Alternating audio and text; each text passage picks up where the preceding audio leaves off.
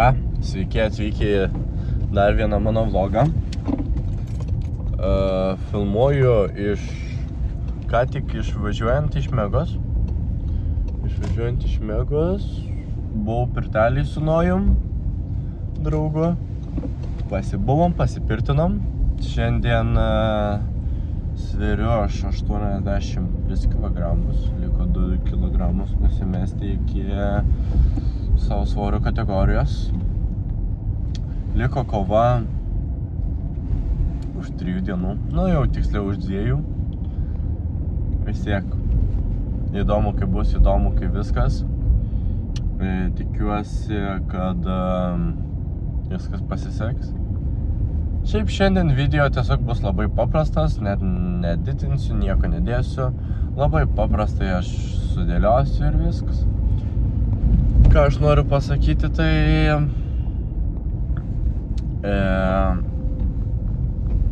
šiandien buvo apie, ne tai kad Jėzų Kristų, bet buvo paskaita apie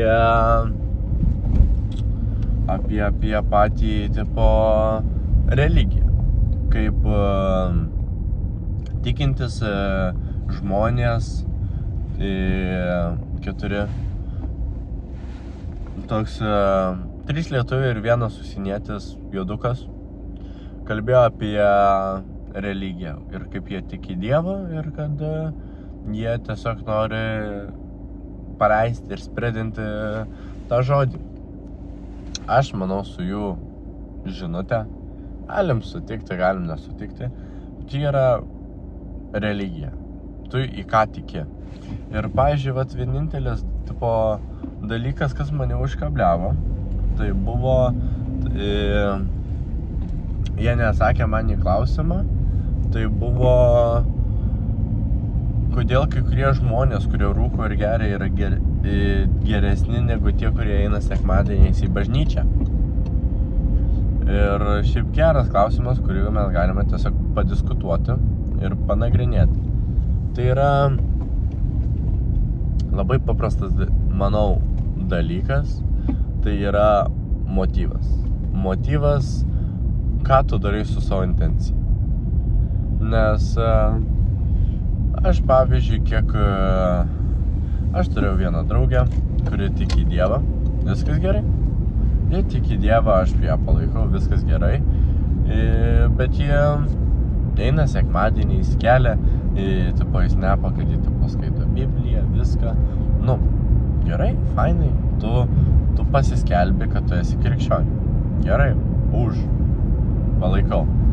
Bet buvo dalykas, kurį pradėjo man už nugaros kalbėti. Nieko nesakau. Ir tikrai aš nieko ir nenoriu jos nuvertinti, bet jeigu tu taip skelbis, bent turėk, sarmatos. Ne tai, kad sarmatos, bet turėk savivilės, bent biškutį daugiau įdėti pastangų, ką tu tiki. Nes yra kažkada per daug, kada tu pradedi tikėti Dievu. Tai irgi yra teisybė. Kartais tiesiog žmonės per daug įdeda, kur ten Jėzus, aš dabar negersiu, nes Jėzus, aš dabar nerūkysiu, nes Jėzus. Chill. Ramiau. Atsiprašau. Tiesiog biškutį aš manau, kad reikia žiūrėti į šitą dalyką ramiau. Nes jeigu dabar, kalbant, mes ateitume ir aš dabar ateičiau ir kiekvieną dalyką prikišinėčiau sporto salėj, kur tu net nesportuoji sporto salėj, nieko nedarai. Aš manau, tiesiog labai paprastas dalykas yra tau dabar prie kiekvieno dalyko prisikišinėsiu. Kodėl tu keli taip svorį? Nereikia taip, tai yra nepakankamas hipertrofijos kelimas raumenį. Eik nafą, trumpai pasakius, eik nafą. Visas šitas. Ir aš manau, kad dauguma žmonių gali suprasti mane. Gali mane palaikyti. Ir tiesiog šiandien labai esu išplaukęs. Visiškai. net nenoriu net kalbėti, bet tiesiog labai mažvaikiškai. Pavyzdžiui, kaip tie, kurie klausosi, pavyzdžiui, Karosevičių, man parašyk asmeniškai arba į komentarus, būtų taip, kad į komentarus biškutį pabūstintų mano algoritmą, bet arba kiti, kurie klausosi manęs, parašykit, kaip paaiškinti žmogui, kad jis elgiasi vaikiškai, kai jis nepripažįsta, kad jis elgiasi vaikiškai. Ką aš noriu su to pasakyti, tai vienas yra mano buvusių draugų grupiai rate, galim net pasakyti, yra, jis labai taip nenaglai, bet nepripažįsta, kad jis, tiesiog nėra teisus, kad tiesiog yra kitokia teisybė. Jis nepripažįsta. Ir kaip man jam pasakyti? Nes jis nepripažįsta. Ar tylėti, ar yra kažkoks magiškas būdas, bet kad pasakyti. Nemanau. Bet tiesiog. Labai sunku yra suprasti vienas kitą, paaiškinti vienas kitam. Dėl to aš ir manau, kad psichologija yra labai sunkus mokslas. Net ten važiuoju. Nes psichologija, jeigu tu nori būti geras psichologas, tu turi pažinti žmogų. Bet tada, kai tu pažįsti žmogų, tu gauni simpatijos taškų. Vėl. Kodėl? Žmogus, kuris nepažįsta, nežino situacijos, jis nelabai gali komentuoti, nes jis literaliai nežino situacijos ir negali komentuoti. Pradeda žinoti situaciją, pradeda gilintis, tada pradeda arba simpatijos, arba nepakantos argumentas eiti. Labai sunku žiūrėti į dalyką, kuris yra, kaip čia pasakius, nesuprantamas. Dėl to aš ir manau, kad dauguma dalykų turi būti lengviau žiūrima.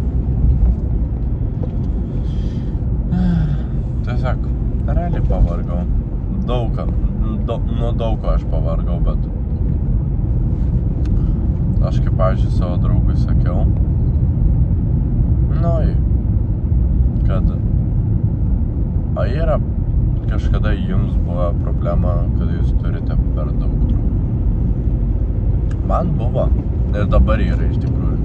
Aš tiesiog, kai tu turi vieną draugų grupę artimą, tu su jais praleidi laiką, tu su jais ir leidi laiką, tu būni, tu žinai prikolus. Dabar aš kaip, galim sakyti, pakeičiau draugų grupę, kur aš, žinai, tiesiog atsirado viena papildoma grupelė ir su dviem negaliu skirti tiek daug laiko, žinai, nes tik vienas savaitės yra savaitgalis, būnam bet nebeteisus. Aš kiekvieną savaitgalį aš tikrai neskirsiu, vienam ar kitam, nes aš dar turiu mylimą merginą. Irgi.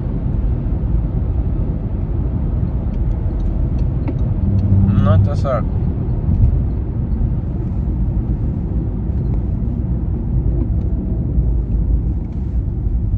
Pakeitė mano mašiną sankabą, čia pahuienai vairuojasi.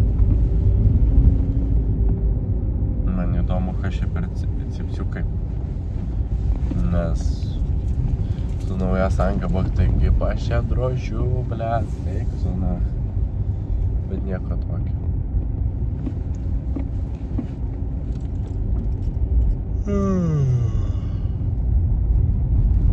Tai va, ačiū, kad žiūrėt, ačiū, kad viską darėt. Aš tikiuosi, kad jums pasiseks. Ir ką aš turiu omenyje, labai paprasta esmė, tai kad ką jūs ir bedarysit, ką jūs beklausysit, aš manau labai būtų smagu pamatyti kiekvieną iš mano draugų pasiekiant savo tikslą, pasiekiant savo svajonę. Kokia ji bebūtų, be maža, be didelė. Aš irgi, pavyzdžiui, supratau, kad negalima labai irgi smerkti kito žmogaus dėl jo svajonių. Čia didžiausia mano klaida, ką aš padariau nesenai. Smerkti žmogų dėl jo svajonių. Ant kiek ji paprasta būtų. Jis nori tiesiog namą pasistatyti.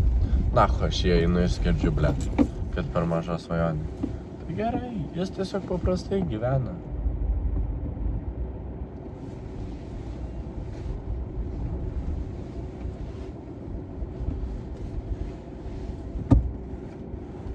Tie, kurie žiūri pirmą kartą, atspėkite, kur aš nacho gyvenu. Fuck you ir davai, myliu kitus. Čiau.